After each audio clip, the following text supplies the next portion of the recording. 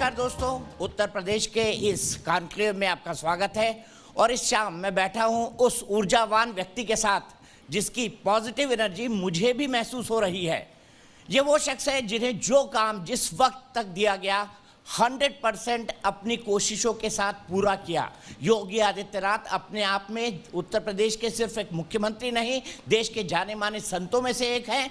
और हमने पिछले 4 साल में इनके कई चेहरे देखे, एक प्रशासक का चेहरा, एक पालक का चेहरा, एक सर्वहारा वर्ग के ध्यान रखने वाले व्यक्ति का चेहरा, एक ऐसे व्यक्ति का चेहरा जिसने अपने राज्य के अंदर कोविड जैसी महामारी को बाहरी ब्रेक लगाकर रोक दिया।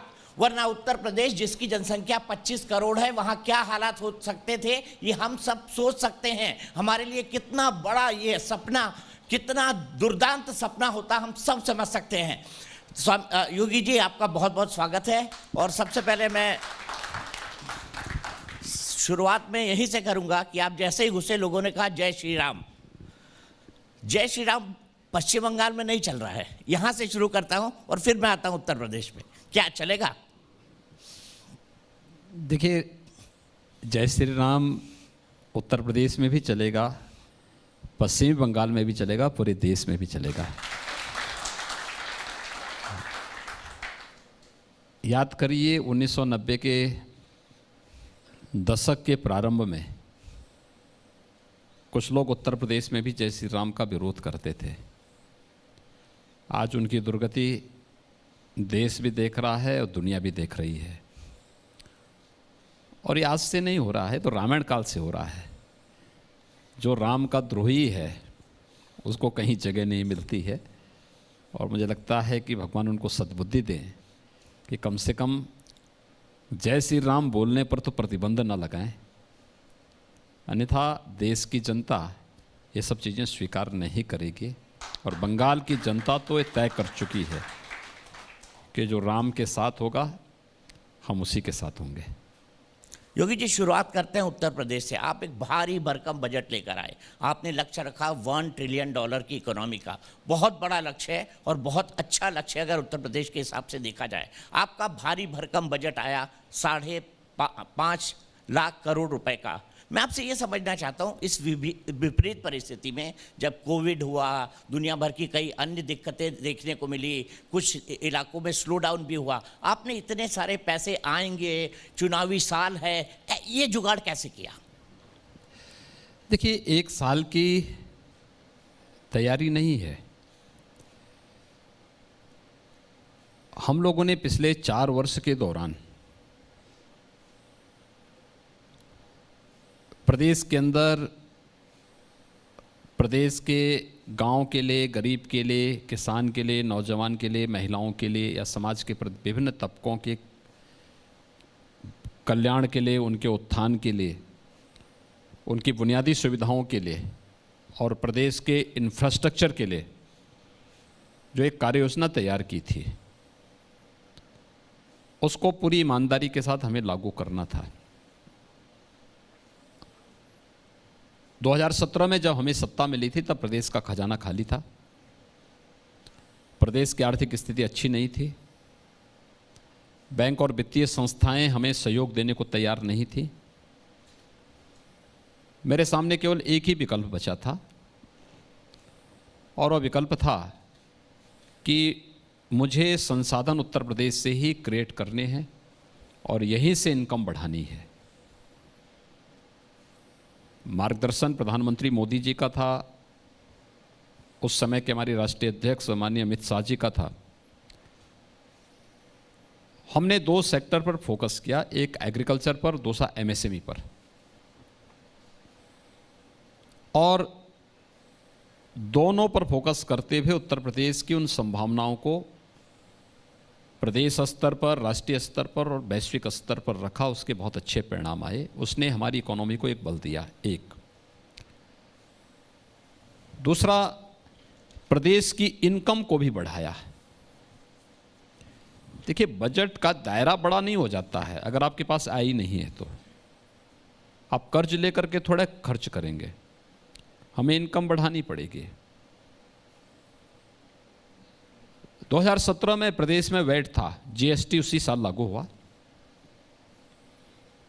वैट प्रदेश के अंदर कुल 49,000 करोड़ प्राप्त होता था। हम लोगों ने उसे 1 लाख करोड़ तक पहुंचाया। आय यानी इनकम, इतना पहले 49,000 करोड़ राजकोष में जाता था, हमने उसको 1 लाख करोड़ तक पहुंचा दिया। तो अतिरिक्त जो पैसा आया है लगभग 51,000 करोड़, ये प्रदेश के विकास में ही खर्च हो रहा है। एक्साइज 12,000 करोड़ प्रदेश के अंदर मिलता था, आज वो 36,000 करोड़, 3 गुना ज़्यादा आ रहा है पैसा। ये भी प्रदेश के ही विकास में खर्च हो रहा है। ऐसे ही स्टैंप एंड रजिस्ट्रेशन में 10,000 9,000 से लेकर 10,000 के बीच में आता था, हमने इसे 23 से 25,000 करोड़ तक पहुंचाया है। माइनिंग में 1300-1400 करोड़ आता था, हम उसको 4,000-4,500 तक लेके गए। मंडी में 600-700 करोड़ आता था, हम उसको 2,000 करोड़ तक लेके चले गए। जितने लीकेजेस थे इसको सख्ती के साथ रोका गया। जो पैसा नेताओं की जेब में जाता था वो पैसा हमने राजकोष में जमा कराना प्रारंभ किया। आज उसका परिणाम है कि उत्तर प्रदेश में इनकम बढ़ी, तो साथ साथ हमने विकास कार्यों के माध्यम से, बुनियादी सुविधाओं के माध्यम से, लोक कल्याणकारी कार्यों के माध्यम से उस पैसे को भी उसी रूप में बढ़ाना शुरू किया। 2 लाख करोड़ का बजट 5.5 लाख करोड़ तक पहुंचा। कोविड-19 नहीं होता तो हो सकता है ये हमारा 6.5 लाख तक जाता, लेकिन हम भी पूरी तैयारी के साथ कार्य कर रहे हैं। ये प्रदेश के लिए बहुत उपलब्धि की बात है और ये नई संभावनाओं को उत्तर प्रदेश के अंदर ये सब तलाशने का एक अवसर हमें देता है। तमाम प्रदेशों में दूसरी सबसे बड़ी अर्थव्यवस्था, और आपने उसके लिए लीकेजेस को रोका। उत्तर प्रदेश के बारे में साफ कहा जाता था यहाँ पर सब कुछ चलाने के लिए मंडियाँ लगती हैं।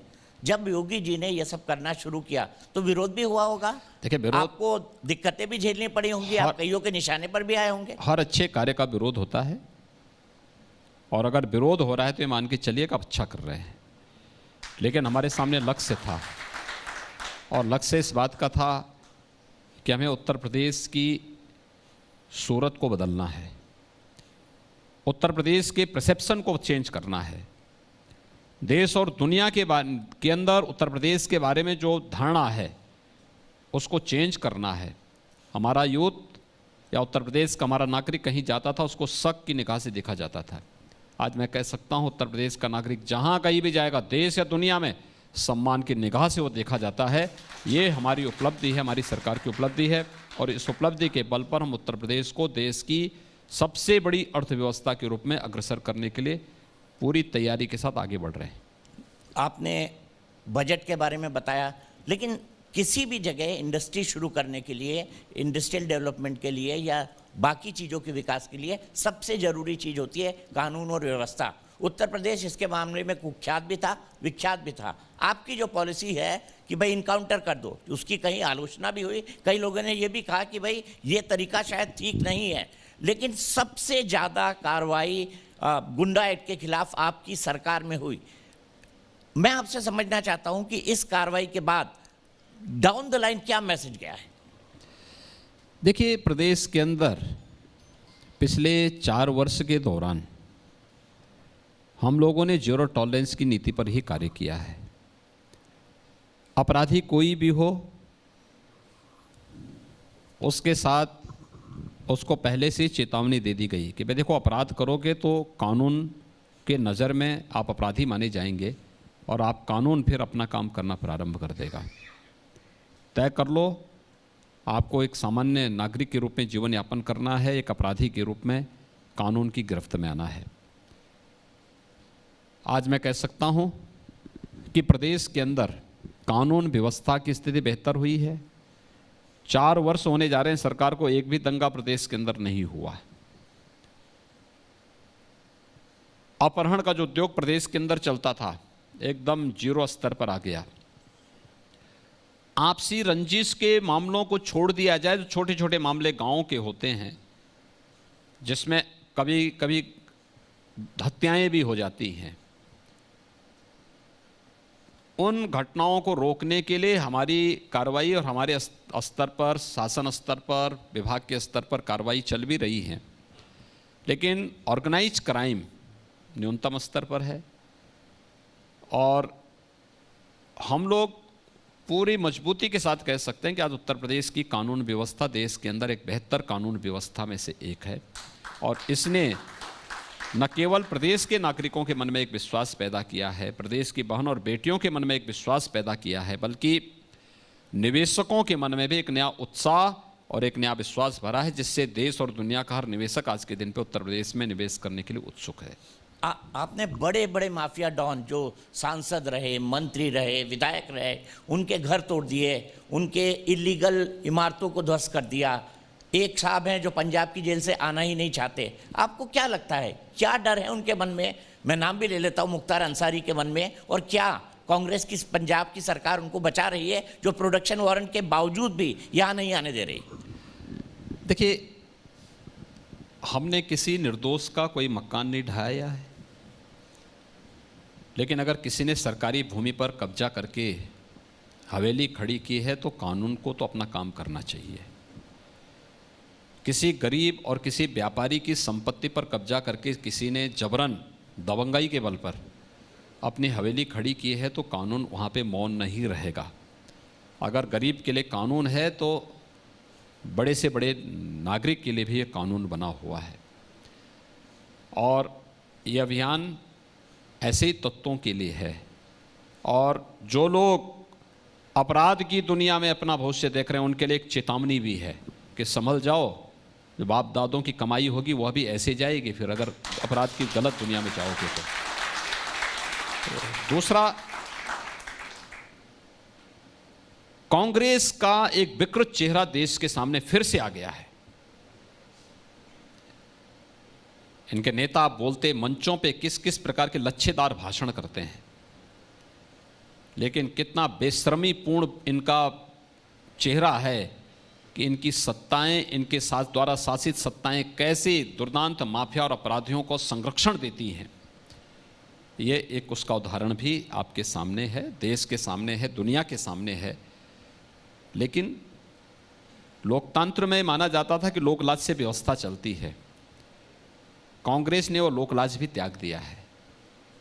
अब बेशर्मी की इस हद तक वे चले गए हैं कि उन्हें वोट बैंक के लिए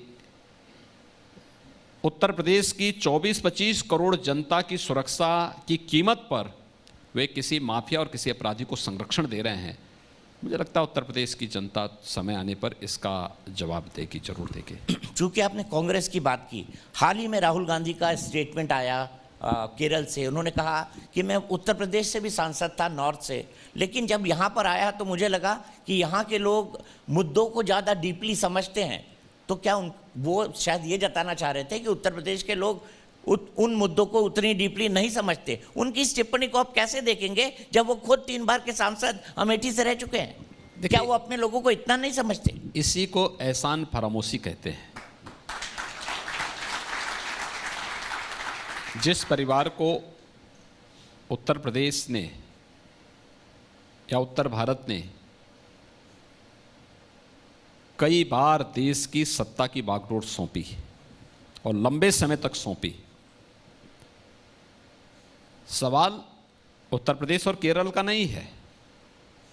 केरल हमारे लिए सनातन आस्था की भूमि है, आदि शंकराचार्य की वो जन्मभूमि है, नारायण गुरु की जन्मभूमि है। भारत की सनातन धर्म की जड़ें मजबूती के साथ जुड़ी हुई हैं। आदि शंकराचार्य ने 4 पीठों की स्थापना भारत की सांस्कृतिक एकता के लिए केरल से ही निकल करके स्थापित की थी। सवाल ये है कि ये विभाजनकारी मानसिकता कांग्रेस की वास्तविक पहचान बन चुकी है, और कांग्रेस में इस प्रकार के चेहरे नहीं होते तो कांग्रेस मरती क्यों? तो कांग्रेस के लिए जो है राहुल गांधी इसको एक उपलब्धि मानते होंगे जो इस प्रकार के वक्तव्य देते हैं, लेकिन मेरा मानना है कि ये कांग्रेस को पूरी तरह ले डूबने के लिए पर्याप्त है। इस प्रकार के वक्तव्य पर्याप्त हैं। जनता उनकी असलियत को जानती है। आज वह केरल में जाकर के उत्तर प्रदेश और उत्तर भारत को गाली देते हैं, कल वह बाहर जाएंगे तो केरल के लोगों को भी वही गाली देंगे। ऐसा तो है नहीं कि पहली बार वो कर रहे हो। इससे पहले यूएस एम्बेसडर के सामने उन्होंने जो बात कही थी भारत के संगठनों के बारे में, तब जैसे मोहम्मद और जैसे आतंकी संगठनों को क्लीन चिट देने का काम भी राहुल गांधी ने किया था। तो ये तो मानसिकता का वो है, इसमें मुझे लगता है कि वो मानसिकता कभी बदलेगी नहीं।